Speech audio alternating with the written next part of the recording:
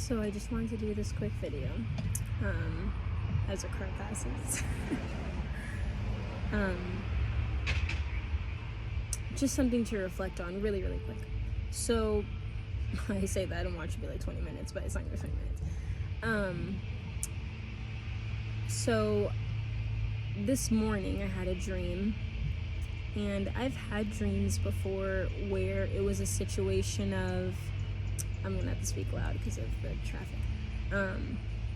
It was a situation of someone was trying to hurt me for my faith, so like a martyrdom situation. And this morning I had a dream. I know it was this morning because I woke up super early, went back to sleep. That's usually when I have like the craziest dreams. And so I had this dream that it was like 3 different scenarios that me and other young adults were in a situation that someone was trying to kill us, because of our faith. And so it was 3 different scenarios, all in the same setting, but it was 3 different people who pulled out a weapon. And thankfully I do remember specific people who were in it, but obviously I wouldn't like share it. But none of them got hurt in the dream. There was one person I did see who got hurt, but I didn't know who the person was, and it could have just been like, my imagination created a face, I don't know. But why I wanted to talk about this really quick is because recently I was doing a Bible plan with a couple of friends, and it was talking about what true friendship is about. And one of the ideas it was saying is the level of accountability that really comes with a friendship. When someone is asking you to keep them accountable, they're asking you to go to war with them. It's not this, oh, just send me a text. And I always thought it was just staying in touch with the person like that. But it's hard to maintain that like consistency. At least for me, I'm just like, okay, there has to be more to it, because I must be doing something wrong, or there's something that I don't understand about it. So so accountability really goes a lot deeper than what I understood it to go. And that depth involves not just checking in with the person, but you're praying for them. You're going to war with them spiritually, because we win battles in the spiritual before we see it in the natural.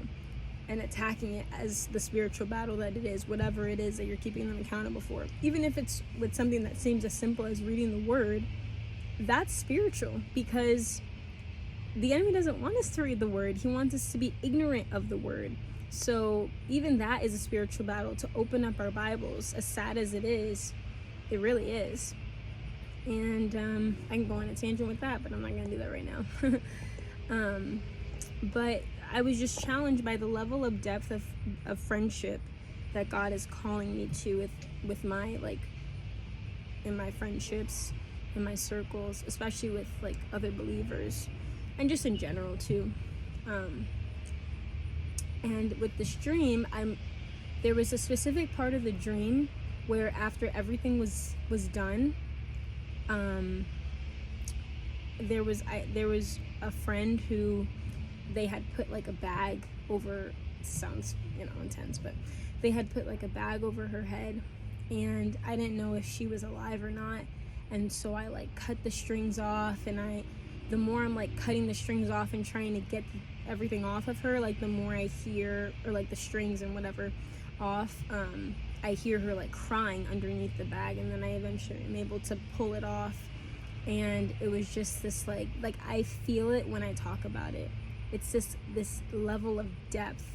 So with that, I'm challenged with not only with a deep faith, but also with the depth of Christian friendships. Like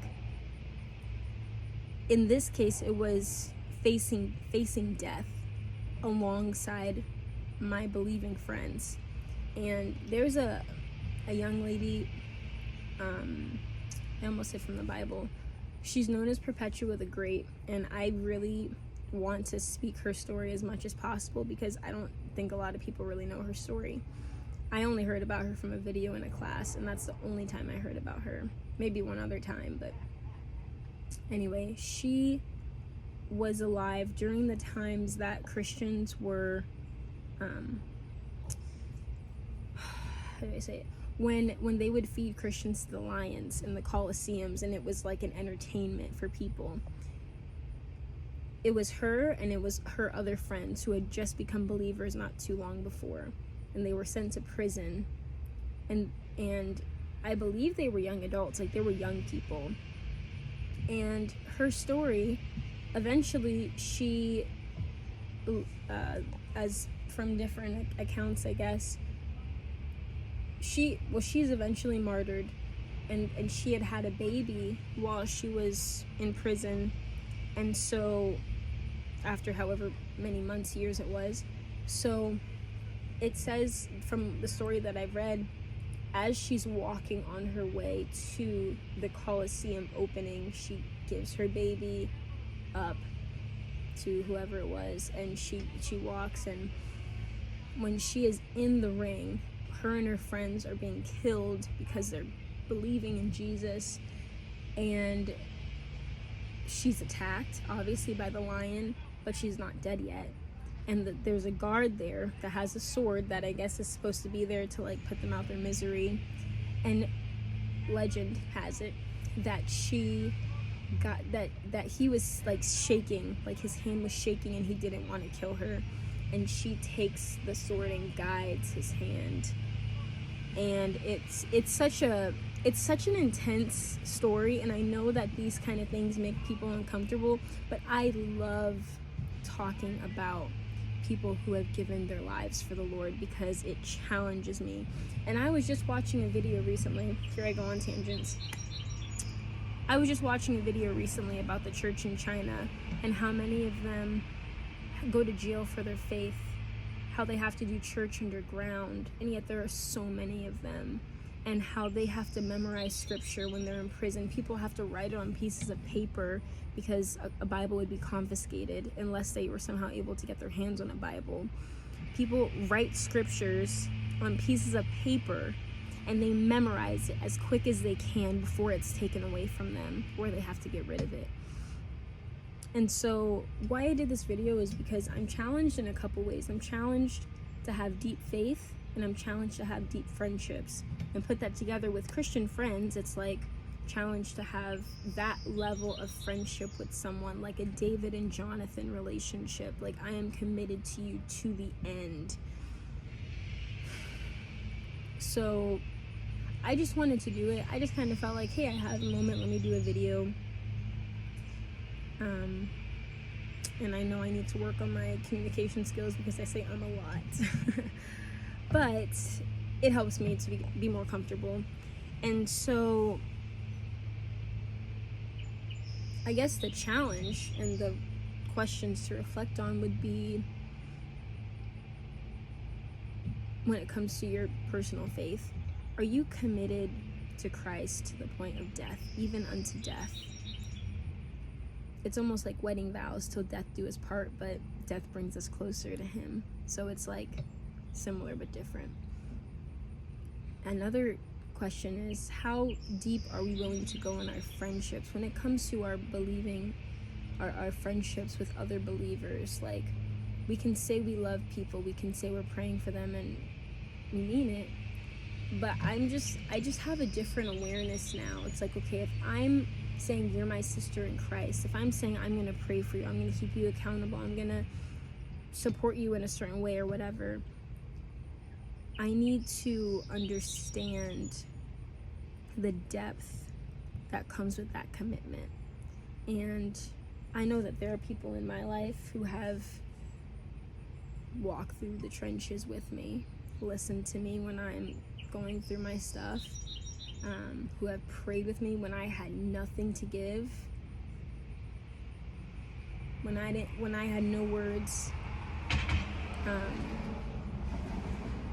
I'm just thinking about a scenario that popped in my mind, and also letting the car pass.